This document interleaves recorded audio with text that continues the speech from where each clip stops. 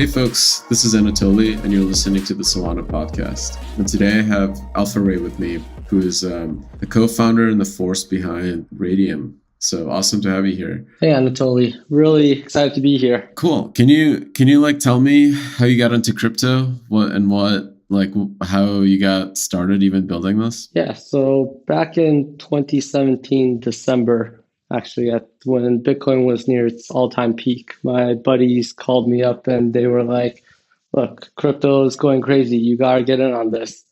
At the time, I was working at a prop trading shop, working on arbitrage strategies, and I looked at basically Bitcoin at that time, and there was a crazy spread between Korea and the States. The spread was something like 30%.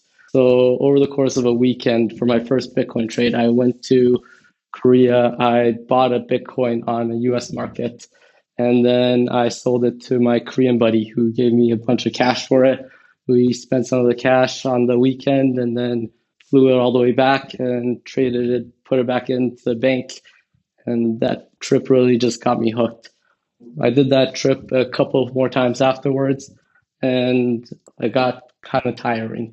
So basically, I looked around on the exchanges and I found that there were really large spreads between different future contracts and also between spot Bitcoin. So got into trading, just doing a lot of arbitrage on crypto for the next couple of years. And last summer, got into DeFi. At that point, Compound was really heating up. And my buddies called me up once again. They were like, "Look at this Compound thing. It's really cool. Basically, it is like a giant bank. You can put USDT, USDC, or stablecoins into it, and you can borrow them out as well. You get interest on coins that you put in. You also get interest, or you pay interest on the coins you take out, and you also get some tokens in between." So I got really hooked on that for a bit, just doing a bunch of interest arbitrage. And then Yearn and Sushi, all these things started popping up one after another. All these AMMs just came out on the market. And it was really exciting getting around all these projects and looking at what they were doing, what their offerings were, and just doing a bunch of yield farming arbitrage across these projects. Then around September last year, gas prices started going really crazy. To swap a token and then farm it and harvest it, it would cost easily over $100. And that really bugged me because what DeFi was all about to me was that everybody gets access to financial tools, right? Things that only large corporations, banks get access to were now available to regular people. And I really liked that idea. So when the gas fees got expensive, we started looking for ways to get around the gas fees. We were always trading on FTX, so we called up the FTX dudes and we're like, "Look, we want to work on something for the better of the community." And they were like, "Look, we're launching on Solana right now. We have this project called Serum. We're doing it all on Solana. The gas fees are super cheap there. Transactions are crazy fast. And it is a really great place to be." So we took the look at it and it was as they promised. Things were fast, things were cheap, and we really liked it.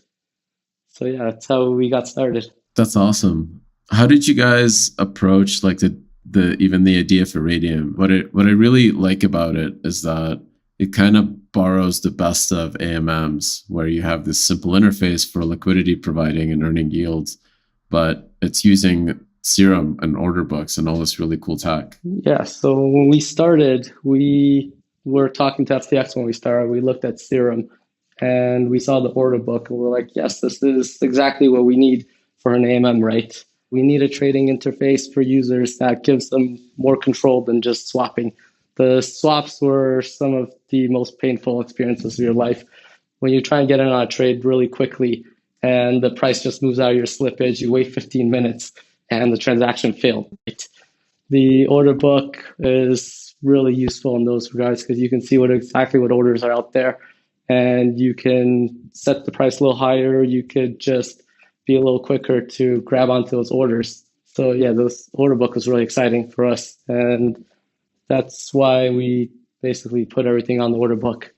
Do you think that this is the future of DeFi? Like when I looked at Uniswap, I used to trade small amounts on like interactive brokers trying to like build my cheesy algorithms. And I always felt like I was always late to the party. First, like if I saw the opportunity, somebody already got it ahead of me. And like that to me seems like what it's like being an LP in a Uniswap is that you don't get to change your price. So you're always kind of just taking the worst price in the market. Do you think like the only way to really build DeFi is by kind of effectively building this style of trading where you constantly update your positions? Well, it's not the only way, right? But it is definitely on the path towards it. Because this is one of the things that DeFi was really lacking, the order book. The order book is central to any exchange. It's been shown to the best method of finding a fair price for something in the past few hundred years. So it's definitely a step in the right direction, but there's a lot more to DeFi than just this, right? And basically, there's a lot more to build than this, and we're also working on them. Right now, this is just the first step for us. And AMM is also just another piece of the puzzle. Is the key part to me seems this like passive yield farming piece as like what people really like about AMMs. I think like, like do you think in like a couple of years we're gonna see this as a feature for, stocks for like regular, trading? I think, yeah, it definitely has its merits to it, right? Because for an AMM, the user takes on some impermanent loss risk, and what they gain in terms of it is that they get transaction fee rebates, and they also get to earn spreads on slippage. But this hasn't proven to be super successful in terms of the risk reward ratio for what users are expecting in crypto. And having a bit of yield to really boost the amount of liquidity that a platform can provide really does help that. Basically, users are looking for some sort of return for the risk they take on. And having additional yield basically balances out the equation. And these users in turn provide a lot of liquidity for these projects and for the different exchanges so that other users can trade against them. So it really helps balance out the whole system in terms of reward and risk for everybody. When DeFi summer kind of boomed, I think there was this question of, do these governance tokens have any value? Do you think that that's kind of past that, like that they're important? Like this is like one of those things that like you saw a lot of people take advantage of and launch a bunch of edgy tokens that have all gone, but Compound and Aave are still here. Mm-hmm. So yeah, I think governance tokens do serve a very real purpose, right? It is similar to becoming a citizen of a country and having a right to vote there, right? This is an ecosystem that you're a part of and that you want to succeed in. This is an ecosystem that's also helped you in many ways. It's very much like getting citizenship to a country where it does cost some time, effort, money, whatever, but you do also get returns from it. Yeah, I totally agree with you. I think the coolest thing to me about DeFi Summer was this really rapid formation of these, like, I don't know if you want to call them social networks or like digital cities, but it was a bunch of random strangers that could come together around a token, and all of a sudden, because they had this token, they could direct capital, right? They can go do collective capitalism, which is kind of crazy. Yeah, it's really nuts. Yeah, no, this is not, I mean, forms of this exist, right? Like there's corporations and all sorts of other things, but all of them. Wall Street bets? Yeah, like communities like that exist. But Yeah.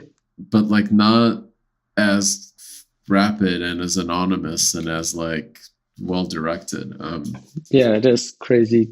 basically there's communities building around these projects and just connecting enough with them to start working with them for no payments, first of all, but also just because of their love for the project, right? It is pretty impressive. Yeah. Can you tell me like what you guys are doing with like fusion pools, like some of those features? Yeah. So Fusion Pools is something that we recently launched. They're pools where it is a token and ray. Or actually, it doesn't have to be a token array. It's just where there's a partner token, and the rewards come out in the partner token. And so for some pools, ray rewards will also be given for yield farming. One of the things about this is that some users don't just want to collect a lot of Ray. They might have a lot of Ray already, or they also support other projects, right? And this really gives projects the chance to reach out to their user base and reward them for supporting them, right? Providing liquidity for them. And we saw really good results from this with Kin. They had a large user base that was itching to get into DeFi.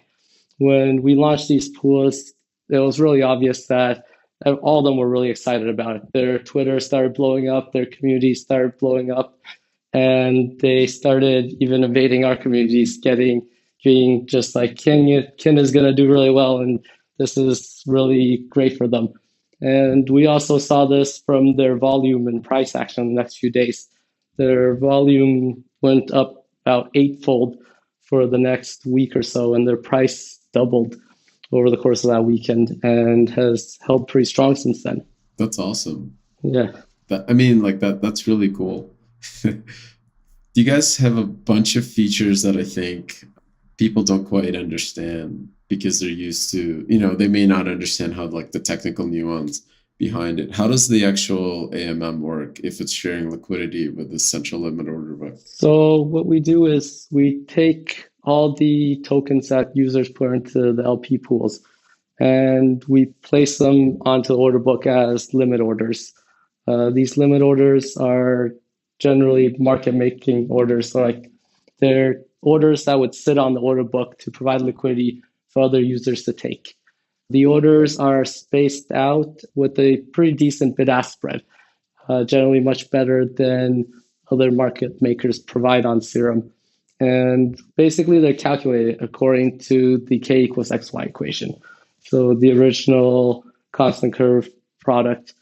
And it provides the same liquidity as Uniswap or SushiSwap would for the same trading prices. Got it. Do you guys have any plans to build different kind of curves? Yeah, for sure. Different curves are super important. This curve we chose this one first because it's a really elegant solution to a difficult problem. It provides limitless liquidity for any price point, basically. What it means is that you could always have liquidity at any price. And that really makes things really simple in terms of what you can trade anything with it. But because you have the flexibility of trading anything with it, you give up a lot as well. Basically, you don't have as much liquidity near the center of the book as you would like. And this really hurts trading things like USDT, USDC, basically things that are very stable that trade very stably based on each other. I guess highly correlated. Yeah. So it's very hard to trade stable assets or assets that are super high with super high correlation. Some of these assets might be USDT, USDC, or synthetic BTC with a wrap BTC or other kinds of BTC, right? So there's definitely a need for different types of AMM models. We're also exploring how to build things, well, one for these stable assets and another for just being able to control IL better and be able to make more profits when the markets are more volatile or moving in a single direction. So kind of tightening the spread and then loosening up, which is to me like what an AMM does at like NASDAQ, right? Yeah, basically. That's cool. That's really cool. You guys were not one of the hackathon projects. As you guys kind of watched the community grow, what were your thoughts on like the things that people were building? It's really impressive. When we started building, there were not a lot of projects on Solana yet. And then the hackathon came, and there were hundreds of submissions, and people had ideas for building everything. It's really exciting because we've reached out to a lot of these projects too about possible collaborations and to see if we could just help out around the ecosystem, right? Because we really do believe in this ecosystem as well. And yeah, we really want to help out the project succeed within Solana. I guess what were like since you guys were building earlier, what were some of the good experiences and some of the bad ones? Like what are still the warts? And I don't know if you guys have they been fixed yet, or do we still have work to do? There were so many ups and downs during all this. At the beginning, when we were building, it was just us and Serum there. So there was really nothing to reference on GitHub. Yeah, and you can't just go out, import a package, and start using things. Yeah, Stack Exchange wasn't super helpful for some of the environment problems either. And Solana updating, like pushing 3 updates a week sometimes, would really kill us. Having some validators on different versions when you guys are updating so quickly. But it was also really cool because some of the issues that we ran into yesterday were solved the day after. And those were really happy moments too. Yeah, those were those were hard times. I mean, Yeah. we were yeah. There was so much stuff being built at the same time because the no one's ran a central limit order book before as a smart contract, so we were being pushed to the limit as well. It was a lot of fun. Yeah, working with the FTX team is something else, huh? Yeah, yeah. My my experience with them has been that um, Sam has this magical way of shortening engineering timelines. It's just through Yeah. talking, just through his words, he somehow can force them to shrink. Yeah, it is pretty impressive. We're prepared to launch in late March, actually. And then in early February, Sam called us up and he's like, look, guys, we need to launch right now. And Serum's about to take off, and Solana's doing really well. And there's a great future ahead of us if we can get this thing running really quickly. So we called up a lot of engineers and we said, look, no more vacation for the rest of the month. We gotta get this going. We set up the couch in the office and we took 2 hours just on the couch. And we'd had engineers waking each other up, be like, look, it's my turn. You gotta get off my couch now. Wow. It was, it was hellish, but it was a lot of fun too. And we shipped out the product on really quickly. Yeah. Yep. Yeah, that was really impressive. I think at the end of the day, that's what matters. It's like, do you have the drive to go get this over the line? Yeah. And and to me, that's always been like the hardest thing in the space is to find those people. It's like, if you're building a community of investors, that's like kind of at the DeFi level, that's a hard problem to find those folks that have vision about like long term what your project should be. But on the dev side in the ecosystem, it's really tough to find the builders that are like, okay, I need to sleep in the office on the couch for the next 2 weeks because the opportunity is Yeah. yeah. Founders are their own worst bosses. Oh, for sure. I was like kind of one of the surprising things to me coming out of the hackathon was this project called Cope that I've kind of never heard of, but seemed to be like again really cool way to build a community. How did you guys find collaborating with them, and can you like tell me about the Cope pools and stuff? Oh man, the co people and the co pools are amazing. They did a totally fair launch with airdrops to their community. They built a huge community up overnight, basically. And their community actually built them a market on Serum, which we built a pool around and started launching. I think they have like one of the greatest communities in the world right now. They are all over this thing and they're going wild for Cope. So we just launched Cope a few hours ago, actually. We launched them at 9 p.m. We turn on pools and we turn on farming for them in the fusion pools. And they had massive volume and their community was just all over this. In the first 2 hours of trading, they traded $500,000 on Serum, on just Cope USDC alone. And for reference, BTC on Serum traded about, I think, $4 million today. So these guys are going wild over Cope and they're just bringing the price all over the place. And they're also really getting into the pools. The pool has about $4 million in liquidity in it already, and it's still going up. Yeah, this stuff is pretty wild.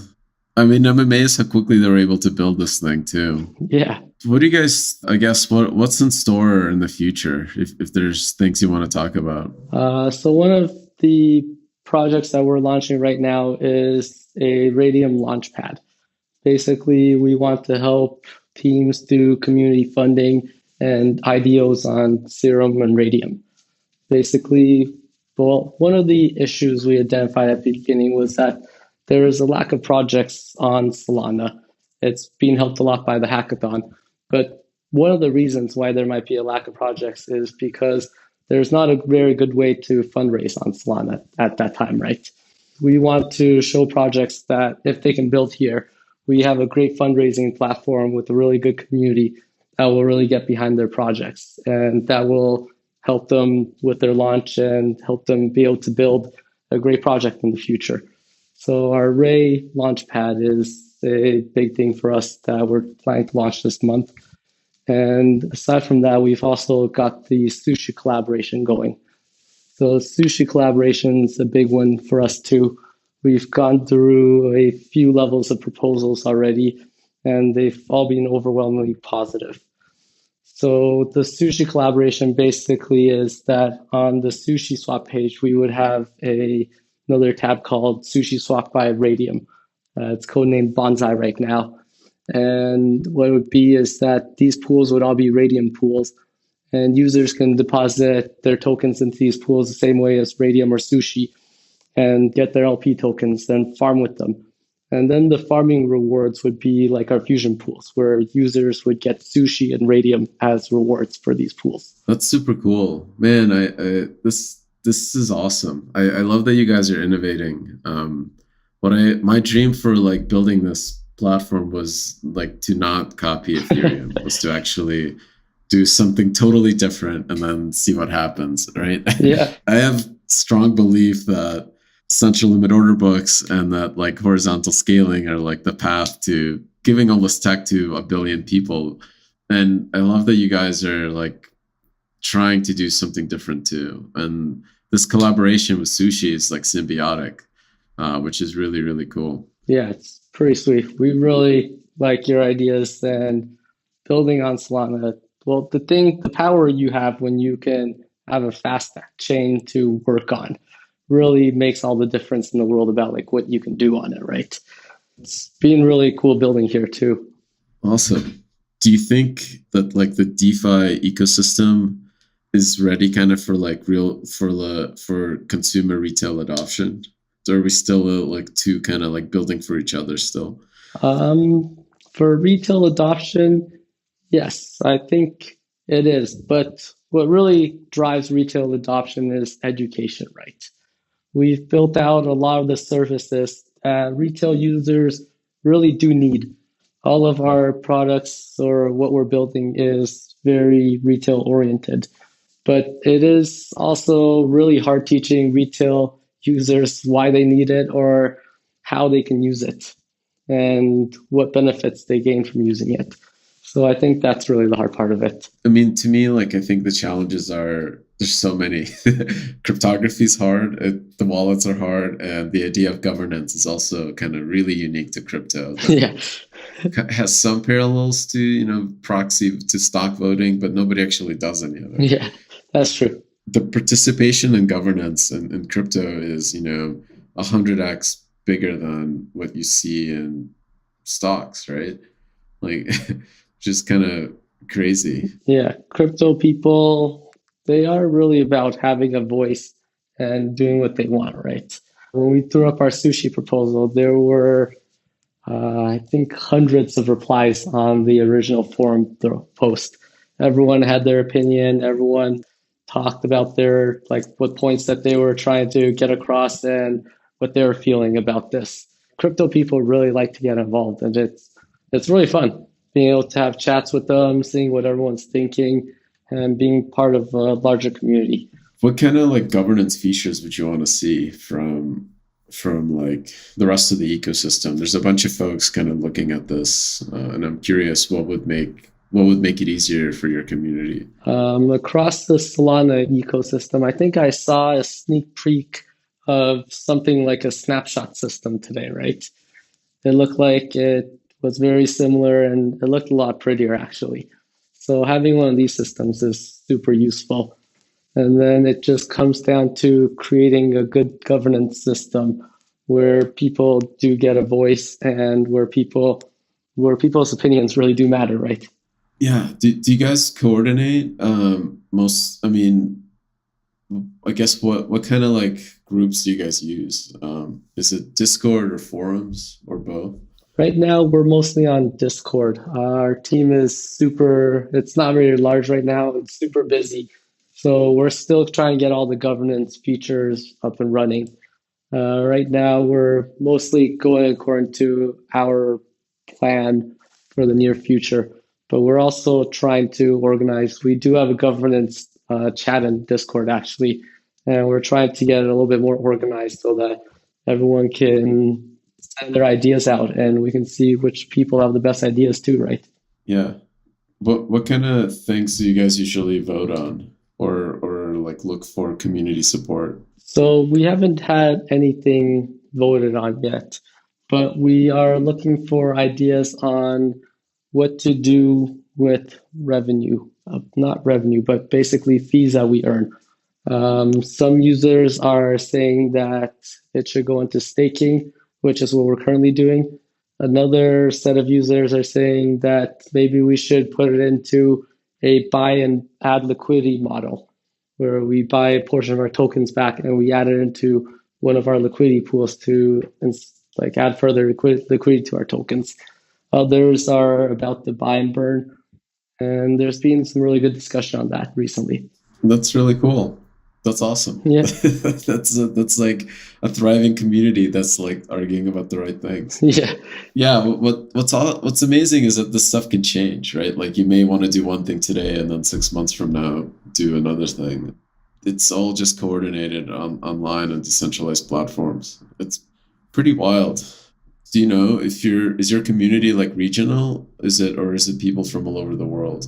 our community is from all over the world, actually. We have I think one of our largest communities is Vietnam. We have Japan up there, even though we have no Japanese moderators. There are people on our team who can speak Japanese. I think Japan ranks number two on our site visits. Vietnam is really high. Korea is super high. Turkey's super high.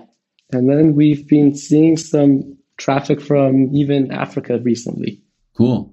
Yeah, that's pretty great. I'd love to see like when I look at like our validator list, I'd love to see more nodes in Africa and South America. Like it feels like cryptos definitely has strong communities in Europe, North America, and Asia, but it feels like we're just starting to make inroads in the other parts of the world. Yeah, it's super satisfying when you open up that analytics map and you just see little pings coming out of every continent. Yeah. And you're like, yes. Yeah. Yeah. I mean, like the nodes are one thing. I think true decentralization is like really the people again, right? Like the people hold the private keys, right? Like getting them as far and wide spread out across the world is like the key part. Yeah, for sure.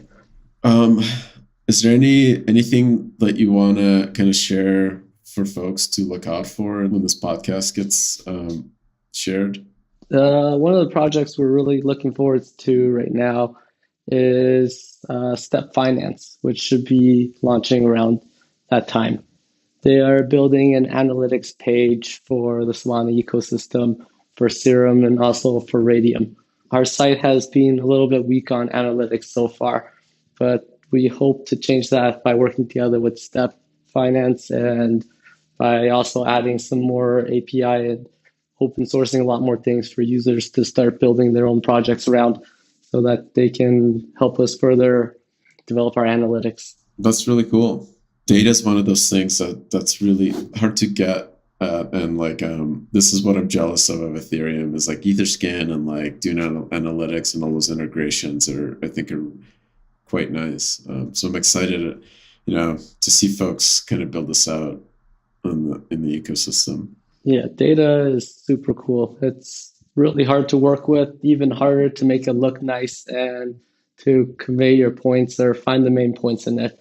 But it is really cool to look at, and everybody wants to see more data about what's happening, right? Yeah, for sure. When I started building Solana, like I was really frustrated with my experience trading on like interactive brokers because all the data is really expensive, and it's like you always feel like you're getting it way after everyone else has like extracted all the value out of it. Yeah. Like it just seems like that world is incredibly unfair to small people trying to just kind of like have fun.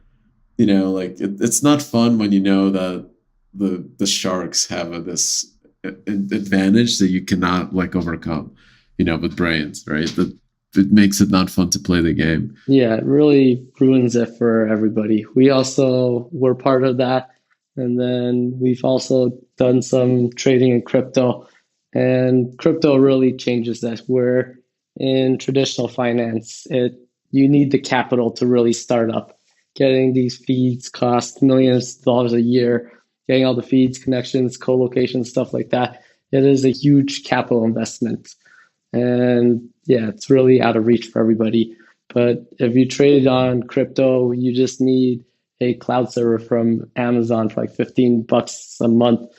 And if you trade on the blockchain, it's even cheaper, right? You just write a smart contract and you can get it to run itself, or a little bit of gas fees here and there would cost you like $1 a month. Yeah, that's my dream. That's awesome.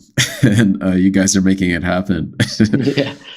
Yeah, really, really cool to have you on the show. And it's been awesome to watch your team like execute like crazy and turn coffee into code.